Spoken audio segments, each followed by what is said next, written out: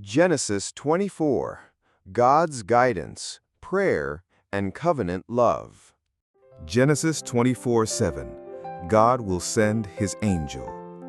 The Lord, the God of heaven, will send his angel before you, and you shall take a wife for my son from there. Abraham shows complete confidence that God will guide the mission, a powerful declaration of trust. Genesis 24:12. The servant's prayer for guidance. O Lord, God of my master Abraham, please grant me success today and show steadfast love to my master Abraham. This sincere prayer for clarity shows how we can call on God when we seek direction. Genesis 24:15. God answers before we finish praying. Before he had finished speaking, behold, Rebekah. One of the most beautiful moments of divine timing, God answers even before the prayer ends.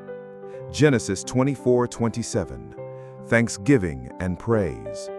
Blessed be the Lord, who has not forsaken his steadfast love and his faithfulness.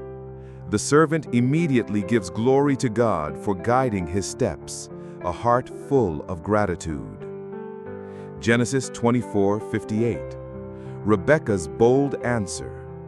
They called Rebekah and said to her, "Will you go with this man?" She said, "I will go."